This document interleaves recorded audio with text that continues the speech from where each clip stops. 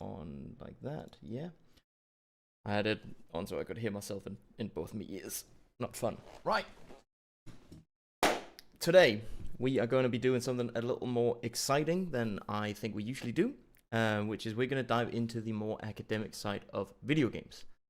As you might know, I am a historian. I did my education here in Denmark at the University of Copenhagen and did my bachelor's in history.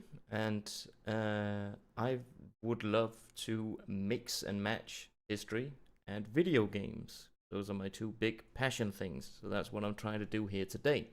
By picking out a couple of theories from environmental storytelling and game studies, and then trying to apply them to Metro 2033, specifically to try and pull some information out of the game in a more analytical fashion.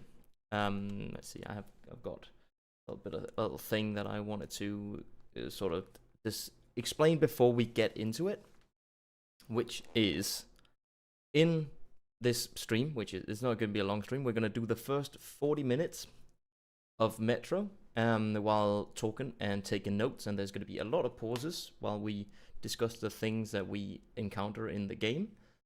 We're basing most of the theory that we're using today on Lindsay Tarnowetsky's master's thesis on environmental storytelling, specifically in Bioshock Infinite. But that's a thesis that sort of prepares the ground for analyzing games, analyzing environmental storytelling in games using Smith and Walk's talk from GDC in 2010, which is very much focused on the physical environment in the games, so the actual level that you're playing, and all of the things that are placed in the level. And then, let me just pull up. I've got another thing over here that I wanted to have on. There we are. And then, where that, excuse me, Tarnowetsky then expands this idea of the environment to also include the social environment and something called the extra-diegetic environment. Diegetic things in games is everything that exists in the game world. Sort of like in films. If you're hearing like now the action's coming on and there's like an upbeat soundtrack, but it's quite obviously not something that the characters are hearing because it's not being emitted from a radio or something. It's just been like a track that's been put on the film. That's extra-diegetic, something outside of the medium.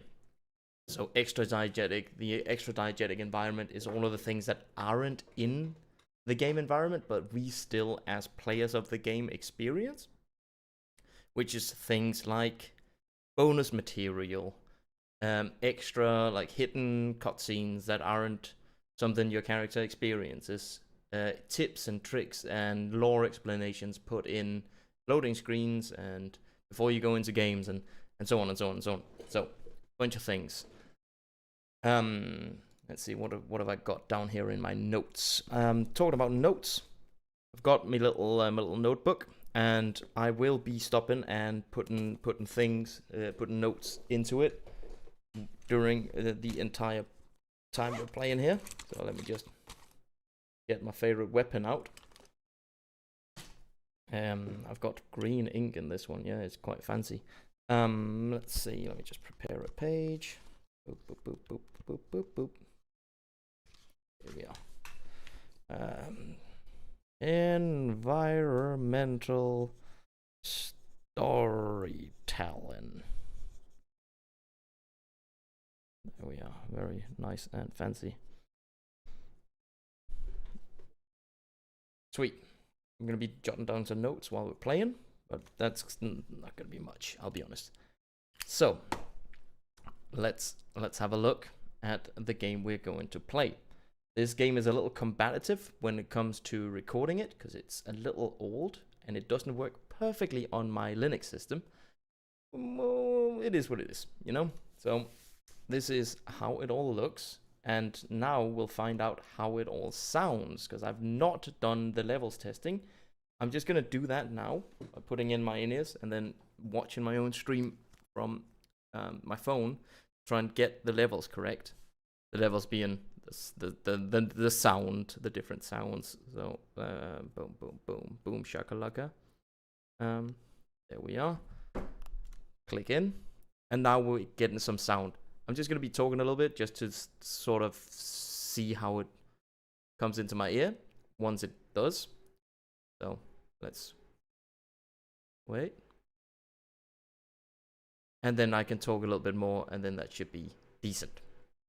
Right. So, talking about the environment, we've already got some things right here. Which is, we've got a lady walking around, a kid walking around. We got things happening out there in the background. But we'll come back to all of this because I'm still testing the levels. Let's see.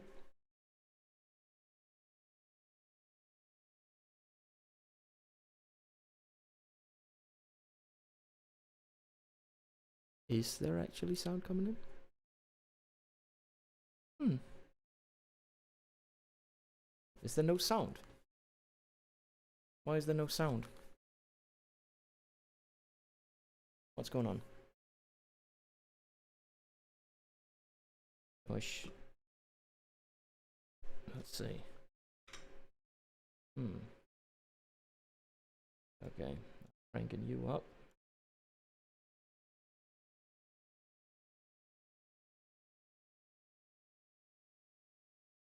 There should be sound here.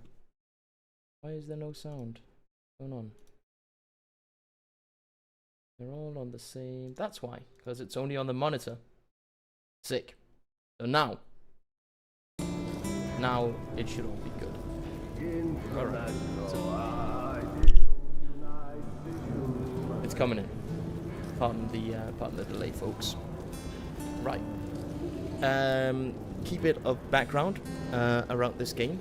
It's called Metro 2033, which is a year that's dangerously close to us now. It's written by Dmitry Glukhovskey, a Russian author, and the fundamental premise of the game is after nuclear war, the people of Moscow in Russia have retreated into the metro system, which in actual reality is designed to function as a bomb shelter in the event of nuclear war. It's a holdover from the Cold War. So, pretty dope. Alright. Let's see. Now I finally got sound. Footwear, built to last. So, sweet. Okay. That tells me everything I need to hear, which is that I need to crank the game sound down a little bit.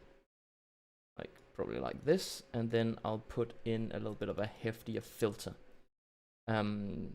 This is a sidechain duck, so this is just so that when I'm not speaking, it'll go up nicely. And then when I am speaking,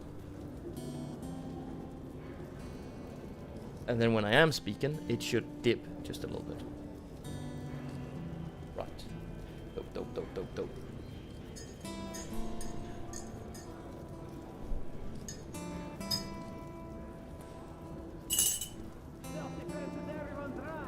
Got this cup specifically because we're playing a Russian-ish game. I don't actually know if it's Russian made or if it's just Russian culture. Right. I'm gonna stop fucking with the audio now because I'm also recording all of this, and because it's being recorded, then I can edit it later. So this is pretty much just for the live stream effect. Ooh. Right. Crank myself up just a tiny bit. Sweet. Should be great.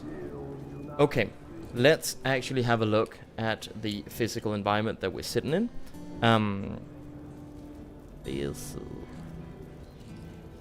It's fun how this is a thing I've had pretty much my entire life. As soon as I'm sort of like performing writing, so if I'm writing under pressure, I will completely forget how letters work. Then we'll do social. And I think it's because I'm using some of the same brain power. And then we'll do extra diegetic. There we are, diegetic, extra. Very extra. ... Oh, this is actually quite cool. Let's have a look at this. I was born in Moscow, but I remember nothing of that time. So this is both regular storytelling. I was just an infant when the old world was It's destroyed also in flames of nuclear a little bit fire. extra diegetic, because this is not like, this might be Artyom's memories, but I don't think this top bit like on the surface is. Others were saved by retreating to the metro stations deep under the city. Now, 20 years have passed, and going up into the embrace of an endless winter was left to a few brave souls. Right. So we're being presented a lot of different things here, and we don't, of course, I can't pause. If I press any button, it will cut the and our fortress the against scene. the nightmarish mutants who roamed the tunnels.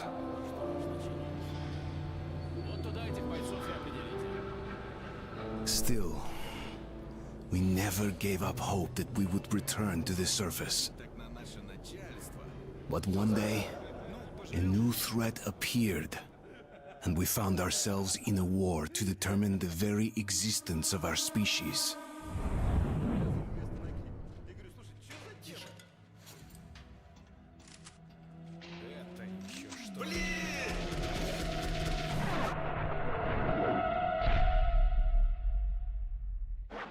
Right, so that quite nicely sort of lays the ground for the game that we're about to play. I would put this into both regular storytelling, so outside the purview of environmental storytelling, because it is a cutscene being presented specifically directly to us. But I would also put it as extra diegetic, because it's given us information that we might not have encountered at all if we just played the game. So what we're going to do is we're going to have a look here. So let's just do like a quick visual analysis of the room.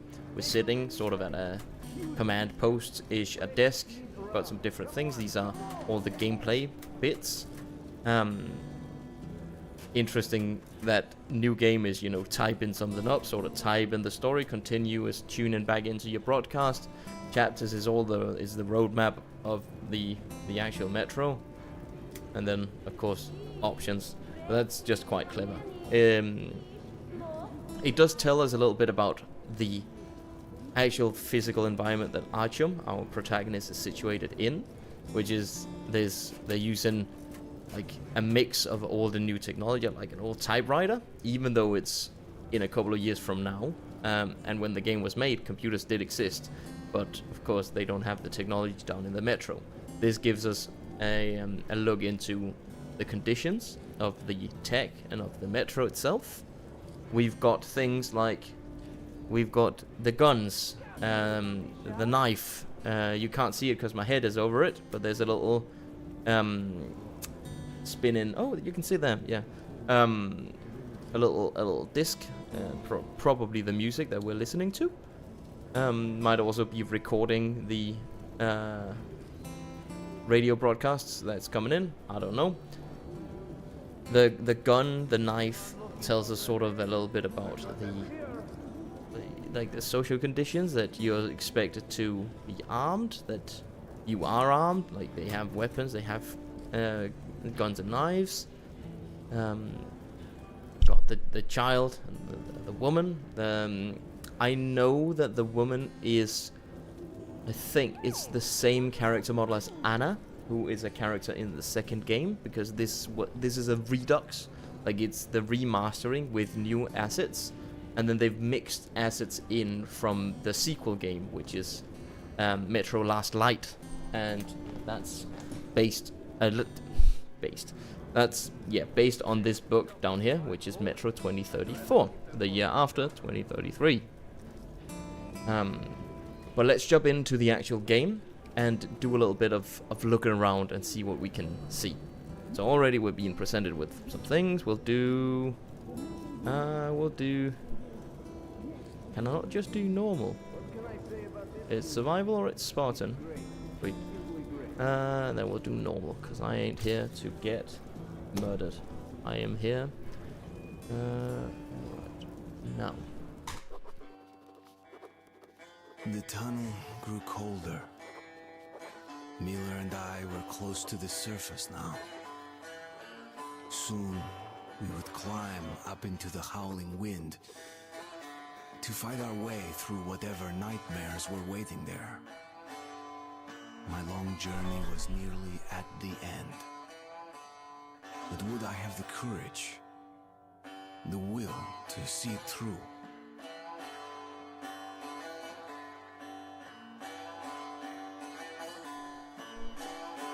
$40, starting now.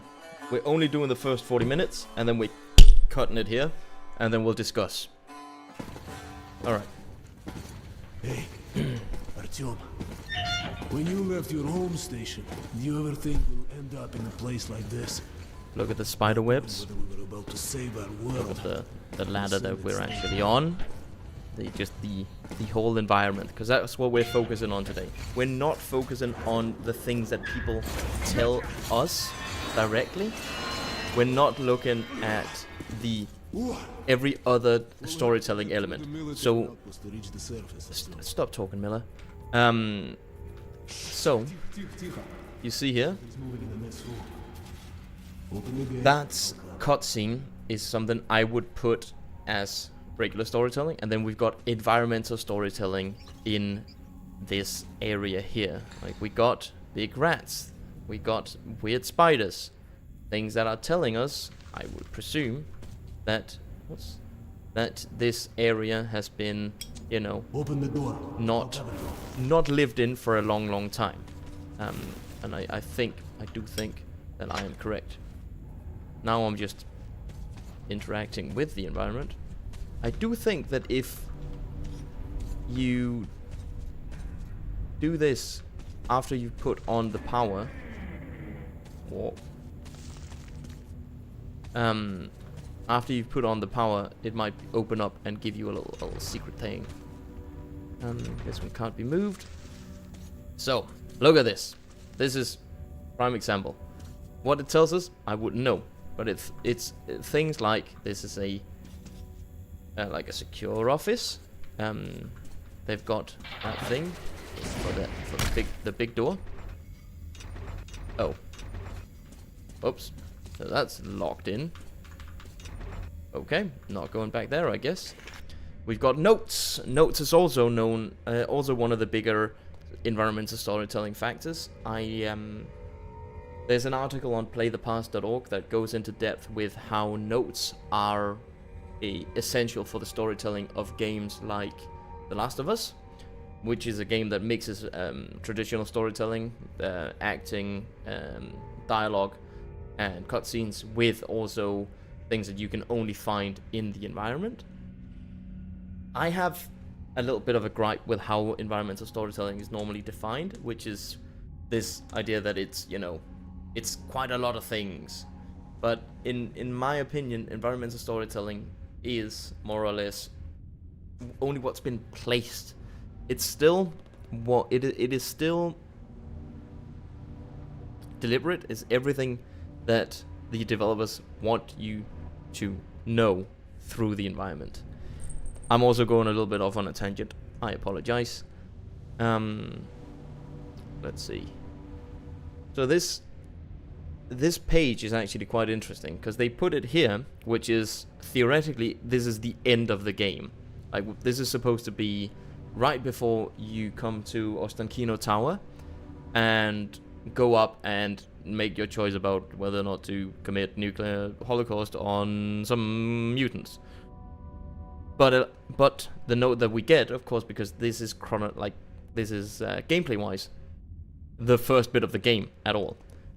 This would be this needs to tell us something that, you know, we can actually work with the working knowledge that we have, which is not a lot because we've just started the game. So this tells a little bit about the order that we're in. The Spartan Order Exhibition is the station that we lived, the first station that Artyom lives in the game. And Hunter is someone we'll meet, I'm sure. Beep boop, beep boop. Right, so we can interact with it, turn things on. And then we've got all of this. Now, I don't know Russian, which is quite fun when you're playing a game like this, because there's a lot of things that could be told through the text, but that I am not literate enough in this language to know.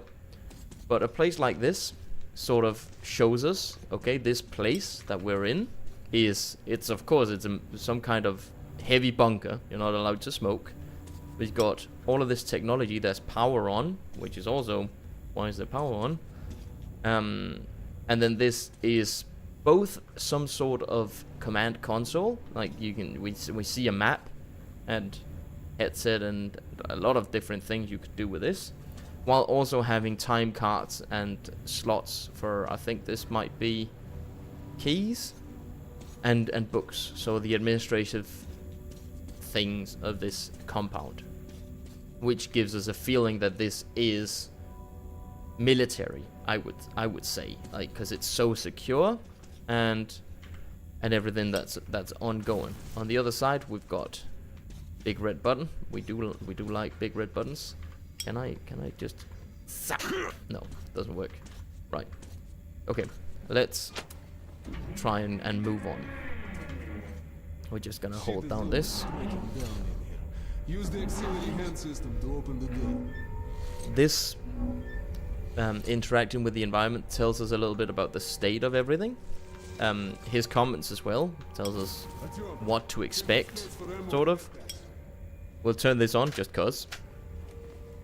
And then we'll go into this little room also to try and just get some extra equipment. I've done this bit a couple of times already, so I know that in here we've got a nice gas mask and filters.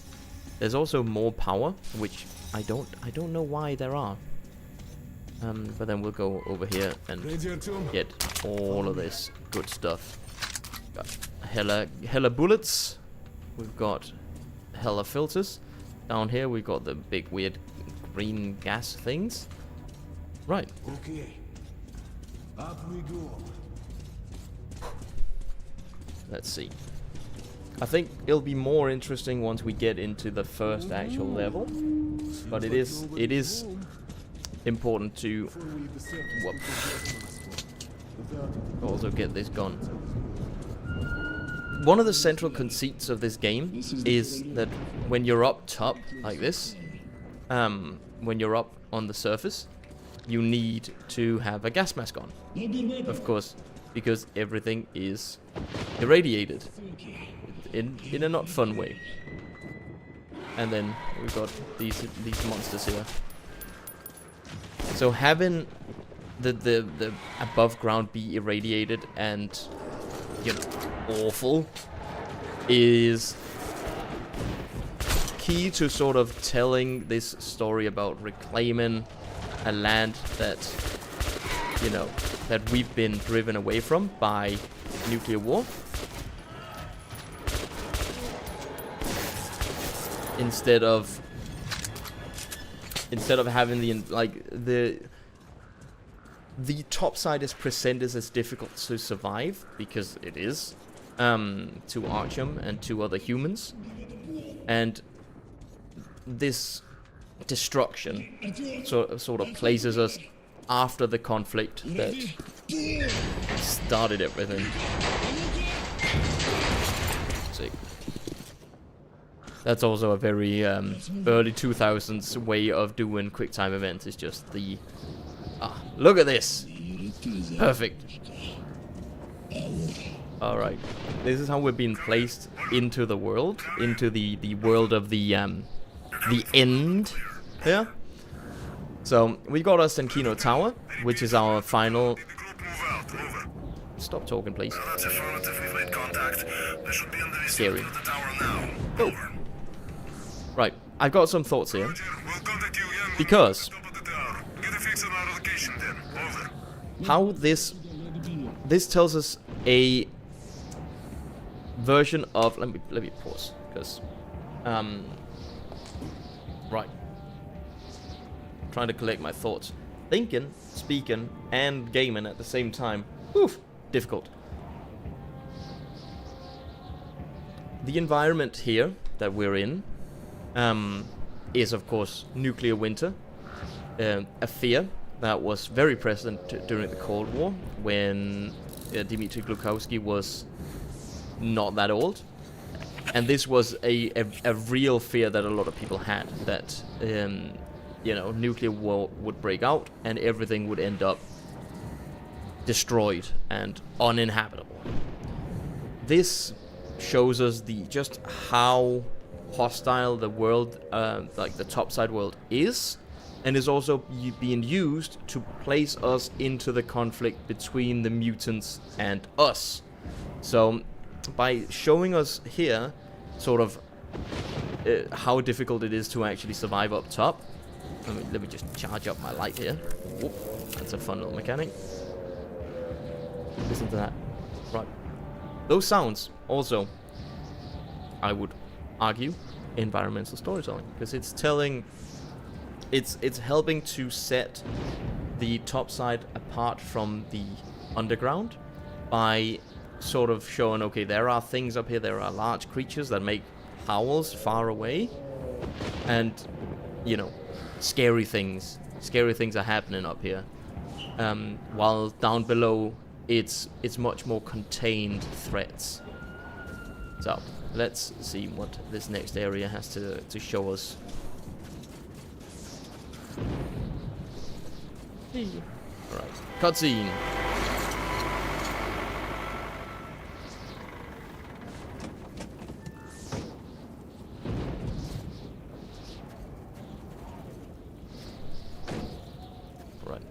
I can't walk around, but I can look. Glad to see you, Colonel.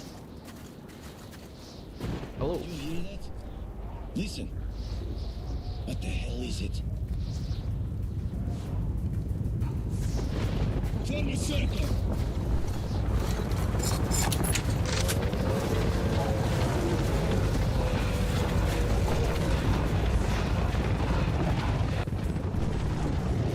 Stay calm.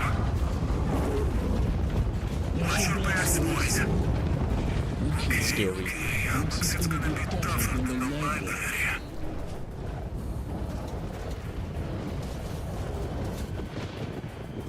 This guy. That's one of the ones that actually wants to kill us. Ow.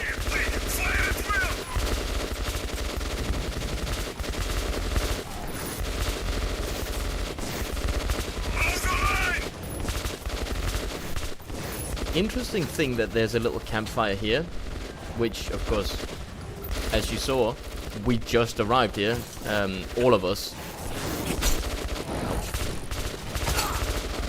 Okay, I'm actually in big trouble. Medkits! Whee! Cutscene. I'm not dead. Even though I probably should be. Damn it!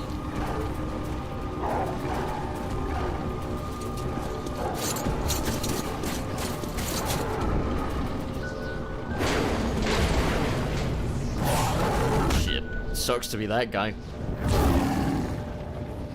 And scene. Life was never 8 easy at days times, earlier. but it was our home. There was comfort in its routines, in seeing the same people day after day. But since the mutant attacks had escalated, fear ruled the station. I had just turned 20. And could never have imagined what would follow on the morning that my stepfather's friend Hunter arrived at the barricade. I'm just jotting down some notes. I'll be right back with you in just a second. Writing down nuclear winter, storm, flying monsters.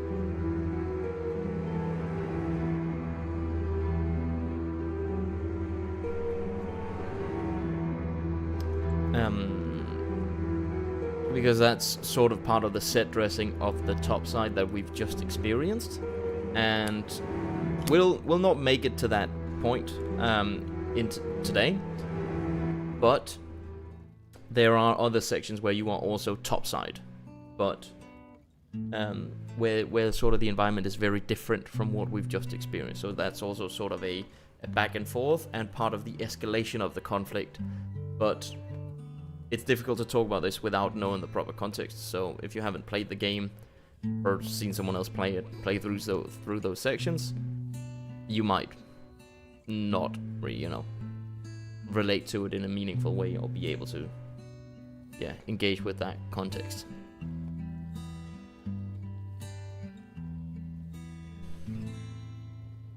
Artyom, awake at last, I see. Hunter's on his way in. He should have news from the other stations. Come on. In Tarnowetsky's analysis of Bioshock Infinite, she does go into things like clothing and placement around the game world and which jobs people are doing. I would like to distinguish between what I feel are active, like direct storytelling, and then indirect storytelling. Indirect storytelling is, to me, as I define it, everything that is not directly engaging the player. So that's things you could miss. It's like not cutscenes. It's not dialogue. Or it could be dialogue, but in that case it can't be dialogue directed at the player or one of the primary characters. So dialogue between two people standing around out in the environment, indirect, but dialogue directly to Artyom or to another one in Artyom's group, direct. I don't think there's a good way to make this definition really classifiable, because it's such a it's what is it Ted Lasso said? I'll put it how the Supreme Court did in 1967 when they defined pornography. It's difficult to explain, but you'll know it when you see it. That's sort of the same thing with direct and indirect storytelling. It's difficult for me to define specifically what it means for it to be indirect, but I think the feeling of it is very important. So let's have a look around here. We've already got things like this crate, which obviously sort of a military style crate. Like most people that play video games will recognize this as like an ammo box. We've got lights, we've got a little radio. We can turn on the little radio, we can turn it back off again. I want to believe... Dope. Metro 20... So that's a little ad from the outside world. So, this room sort of shows us that the conditions that Artyom is living in. Like, I think this is supposed to be Artyom's actual all-the-time room. So he lives and sleeps here. That's at least my interpretation of it. We're told a little bit about Artyom's character, about how he longs to see the topside world through these memories that aren't his, these photos that someone else has taken of places topside. Because all of this is about reminiscing for a land that they've lost. And that's interesting. Oh, February? March. Fun. Why is it a trilingual? Is that then like Russian, Ukrainian, and English? I wouldn't know. I've got no idea. Anyways, that's a big mug. Like, that's a fine mug. That's a huge mug. Archie might have giant hands. Okay. The no smoking. That's just a fun little bit. The metro maps once again places in the area. But just all of this, like this room, tells us so much about Artyom's character that we probably would not figure out at all if we just went out without looking. He reads a lot. He probably reads quite varied. Evolution of the species. Darwin. Very important for this idea of like Homo novus, which we'll get into when we meet the Dark Ones. So this sort of characterizes Artyom as a sort of intellectual with dreams of going topside, plays the guitar. He's relatively young, I think. Like he's got the naughty little legs and everything. We'll turn off everything.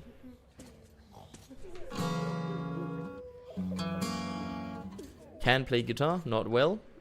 Even more reading material. So nerd. I think that's actually a fair characterization. And then we come out. This is the first time we come out into, you know, the buildings, and this also puts quite a direct view of like how cramped and close the. Peace, disease. I've been through worse, and I'm not giving up. What's your plan for the dark ones? Hunt them all down and shoot them. What a joke. That's how it goes, bro. So, if you didn't hear, I didn't hear all of it, but they were talking about the Dark Ones, and this is even before we get, you know, told about them through the direct storytelling. So, the atmosphere at the station is already quite pressed. We've got a child somewhere crying in betwixt all the doors. The cramped living spaces giving us very direct connotations of, oh, everything is. Hello, Arthur. Hello. What are you reading? That's not something. That's nothing. I wonder if there's a trainer that can be used to unlock these doors, because I know these are prefabs that can just, you know, be interacted with. Right. Let's move on. The station can't survive much longer if these attacks don't stop. We must do something. What more can we do? Bloody sink. Doctor probably tells us of. Ones will kill us all. Cheer up. Probably tells us that the conditions are not great for the injured here. Sergei, have you seen my Hello, Arthur. Sergei? Another patrol was attacked last night. The hospital's full. Something like this as well. Very interesting. A view like this, actually, in Tarnowetsky's theory, places us in the social environment, in the sense that we see what the people are doing, what they are up to, and this places them into a context of social relationships and things like duties. So, okay, the people here, they do have time to sit around, like they're not overburdened with work. The situation is still grim, despite this. Wait, where's my little guy? Oh no, never mind. I thought my little hobbit hole had an injury here, but it doesn't. I get distracted. Sorry. So, you know, people have time to sit around and do nothing. Might be waiting to go do work. We don't know. It's all up to interpretation. But it also helps to sort of place what kind of people are here. So, all of these people are waiting to go into the hospital. What about Alexei? He was at the outpost. Oh, that's you. Leave him alone. He's been wounded. Alexei was in the battle. Has anyone seen him? Come on, Alex. The captain said he was okay, but I hope he's alive. Right. So, this situation sort of shows us The situation's under control. probably that this is an extraordinary situation, that all of these people are here to visit the hospital, to visit the people they know that have been injured. We've got guards running, like walking back and forth out there doing patrols, while some of them walking with weapons, I saw. Like that guy, you know? So, once again, we're being situated in the story, and all of this is part of the primary storytelling of the game, but it's being told to us through indirect means. Like, you could rush through all of this and not really think about it, but it would still, I believe, interact with you as you're viewing the visual space. You'd be told all of these things that I'm trying to put words to, just by going through the level. And this is part of the physical environment here. Let's see, can I steal anything from you? No? Okay. Right. How are the wounded? Not much improvement. 2 died this morning. The Dark Ones do not kill outright, but they damage a victim's mind. Sooner or later, this leads to death.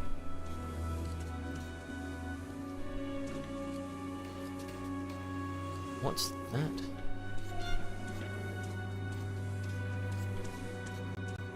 Do not kill outright. This looks pretty kill outright, I'll be honest.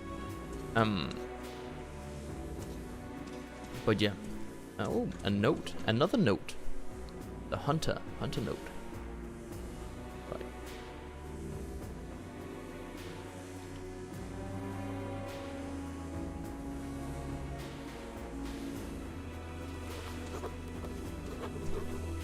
So we're seeing the conditions of the hospital. Also sort of the effects of the injuries that the Dark Ones are causing to the defenders here, in the sense that these guys, unlike, you know, that lad over there, these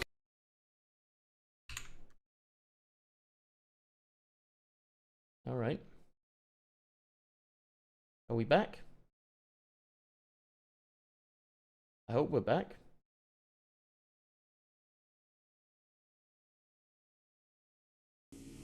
It does look like we're back. Ooh, scary. It just died on me out of nowhere. I don't know, dude. Right, Swiggity. We are back. We so back. We've only got 13 minutes left before the 40 minutes are up. I'm taking more time than I should with this, but it is fun. Sure as hell is fun. Righto. So the Dark Ones are doing mental damage more than they're doing physical damage. That's what's being told to us here. Sort of the remedies they have available are what looks at a distance like cigarette packet, but is something, and vodka. That's also a thing that can be very interesting from the environment, is that this does tell us something about the people that made this game.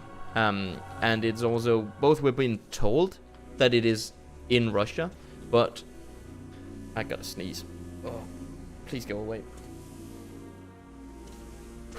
Right, went away, all good. But also things that might be, you know, cultural stereotypes might be told through the environment, sort of what kind of things. Oh, he's not, they're not having a good time here.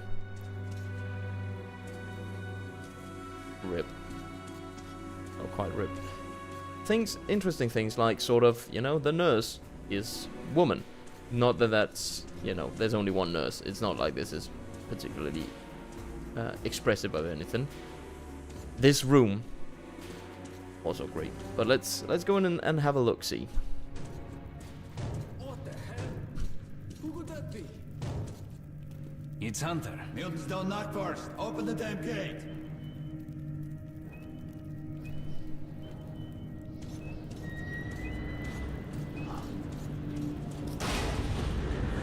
Hey, Hunter. Look at this out here. Very cool. Exhibition, Hunter. Thanks. Now closer, kid. It's been a long time, Hunter. Good to see you, Alex.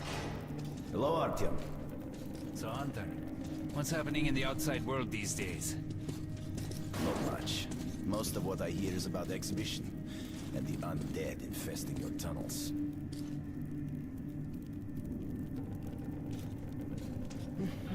Artyom, I met a trader selling old postcards of New York City.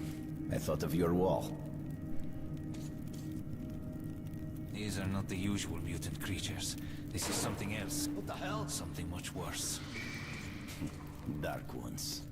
Well, whatever in hell they are, my order has a motto. If it's hostile, you'll kill it. Intruder alarm in the main vent shaft. They're coming in from above. Shit. Just what we needed. There are wounded here just behind the wall. Kirill, take your group to the tunnels. Alex, Hunter, we must stay here and defend the hall. all right, our team, quickly, get a weapon.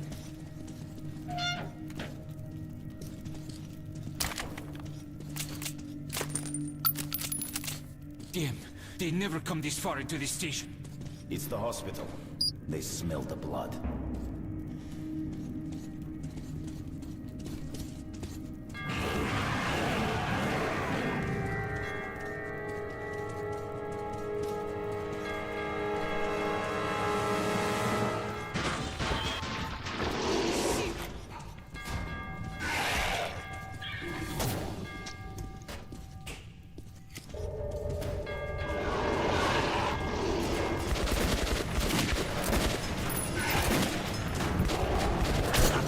What? Get out of here.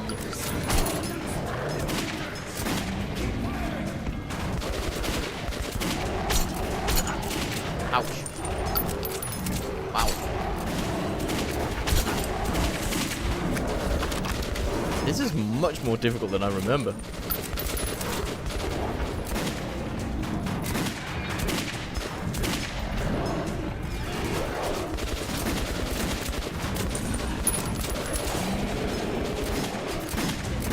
Got a little parkour going on. Your man's got some skills. Artyom, are you alright? No, I almost got eaten. Of course. He's a dead-eye shot, this one. Yeah. Sick. No Dark Ones here. Just the usual tunnel trash. Even when you don't see them, the Dark Ones are there. Fear. That's their weapon. That's what made the Nosalises run through the tunnels like rats. The Dark Ones are not simple mutants.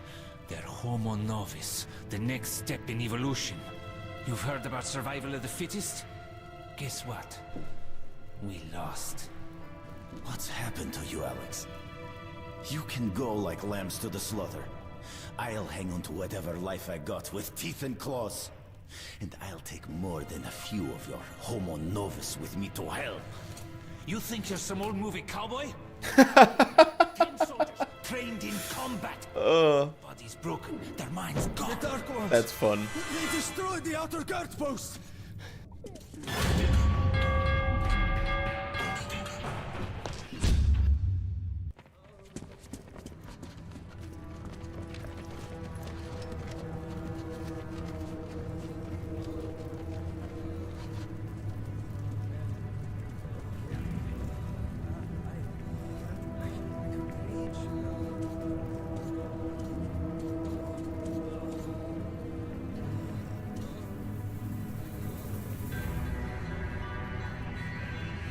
The devil knows what's happening out there, beyond your perimeter. I must go recon the situation. Listen carefully at him. If I'm not back here by morning, you must get to police station and find a man named Miller. Tell him what's happened to me, and what's stirring in the northern tunnels. Show this to Miller, so he knows I've sent you. I trust everything to you, Artyom. Don't let me down. If we are to survive, this threat must be eliminated, no matter the cost. Eliminated. Understand?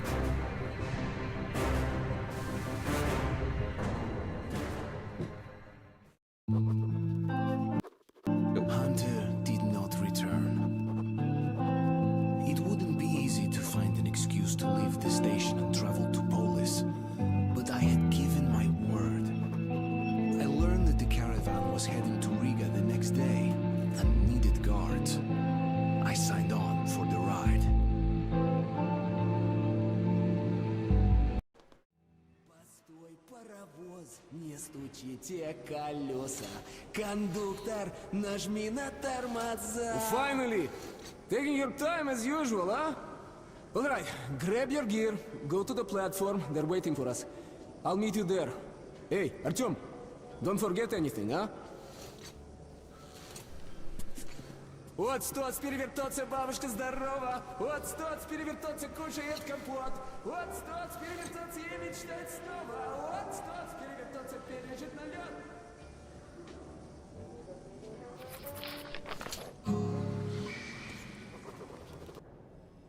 Even more notes. So we're back in the same place. Now, of course, we've got this new guy on the wall. That's a nice little bit of continuity. Wall's the same, everything else is the same, I think. Hi. Why don't you turn that off? Sick. So, where is that light coming from? Is that all? It can't be coming from outside. That's fun. Alright. Sorry, Arta. This part of the station is under temporary lockdown. Only the guards may pass. But why? Sorry. Hey, I that's can't some let you nice through. music. Hey, where did you get that record? Got it from a ranger for a ton of ammo. Hey, you're sure you don't regret getting it? Things like this tells us a little bit about how music is valued. Of course, music would be heavily valued. Difficult to reproduce, so if you don't have, you know, computers and label like LP makers and stuff for the records, very nice. Also, that like rangers are going out to get them. Tired of this shit. Why do I put up with it? Blin, Mom told me to keep away from you, that you were no good, and she was right. All right, then try something else now. How about? I know. How about a house where you'd like to live with your mom and dad? Oh, come on. A house? A big one? And when your mom comes back, we'll show it to her and she'll be happy. It's going to be a great surprise for her, son. Oh, shit. Okay, Dream. I'll draw that. I dreamt I was on the surface when is again. Mom going to come back? I don't want to hear about your nightmares. We got a good 50 years guy before we comes can go over on top and side says, again. So go back to "And baby, if my wife could cook like you, I'd be the happiest man in the world." So I ask him, "Can't your wife cook at all?" And he says, "Actually, I'm not married." That's sweet. So go for it, girl. Alright, we're coming right up on the end of it. Fun little thing. Showing us some extra things with the environment here. That even though the surface is completely destroyed and the stations down here are quite hovely,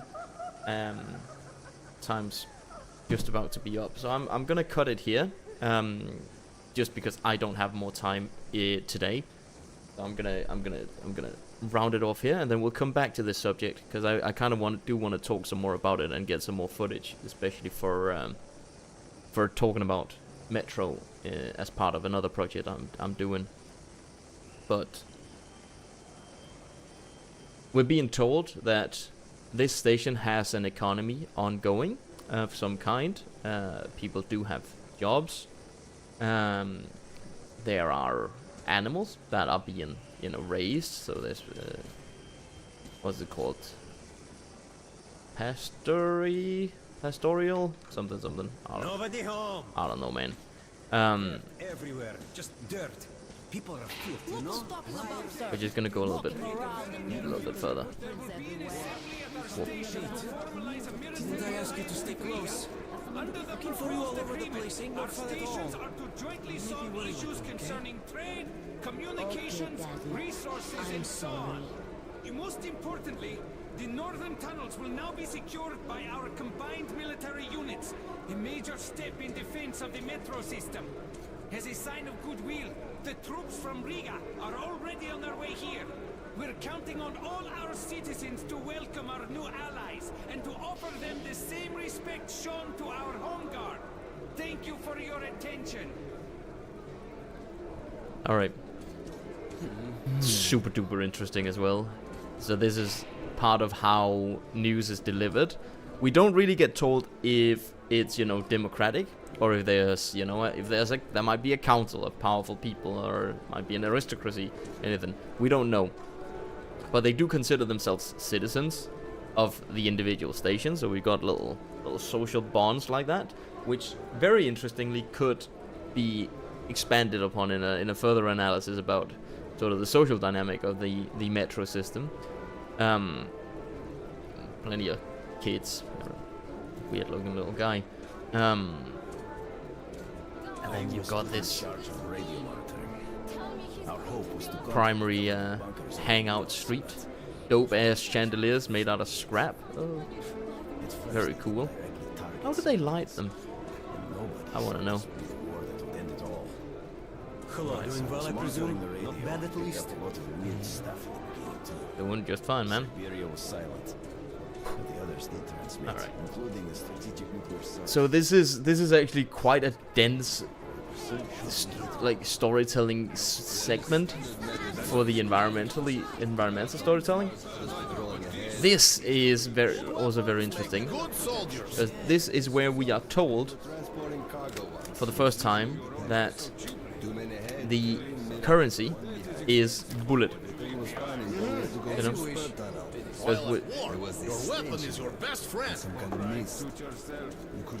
We haven't actually been told this. I think. I mean. Oh my God! There's so many voices. I'm being overwhelmed. Right. The economy in the game is. It's a very normal post-apocalyptic conceit, which is this idea that they're using something that you could only make in the pre-war or the pre-apocalypse as the currency in the new apocalypse, because that's a way to, you know, maintain scarcity. So, just like in Fallout, you got bottle caps from Nuka-Cola bottles and everything. And in Metro, you've got like military-grade ammunition. This military-grade ammunition has two things. It's both calling back to, you know, an idea of a stronger society before the apocalypse, before the nuclear war, and also showing that culturally the inhabitants of the game place a lot of value on military might, on danger. This, in effect, having this as the primary currency system in a bartering system, means that pretty much everyone has some sort of a overlap with guns and ammo. You might, because so far, pretty much every character we've interacted with has had guns. Like ourselves, the stepfather, Hunter, all of the guards, everything, and then like it can be inferred, I think, that most people, Artyom doesn't seem like a special guy. He doesn't seem like he's part of the guard. Like, he's not doing that kind of work. He's just, you know, he's just walking around and doesn't even have a weapon on him when we come in to defend the entrance hall, but gets, like, there's just one in the locker. So all of this is part of the big storytelling soup for how the game world sort of comes together. Of course, the game it's not long. I think it's like 6 or 7 hours if you're decently thorough. I've no idea. Last time I played this through when it came out. Yeah. So it's very interesting. It's a big part of making a cohesive world and also telling a full story, because all of these little bits, like, you could very easily not have this speech over here and you wouldn't exactly be poorer for it. In the central narrative, which is this Artyom versus Dark Ones, Artyom traveling through the metro thing, but it does flesh out the story. It tells us that, okay, there is diplomacy between the stations. There's being made an alliance to deal with this issue. They're trying to take it seriously down the line and everything. But we've run out of time. I need to go. So this has just been a fun little dip. I'm gonna change the title of this video and just be like preliminary research running through environmental storytelling in Metro, and then I'll cut it to pieces and upload it later. But it's fun. It's good to be back. I will see you around, and I wanted to show you a gift I got for my birthday. Two of my friends printed this little guy. Please, camera, autofocus work. I believe in you. Autofocus.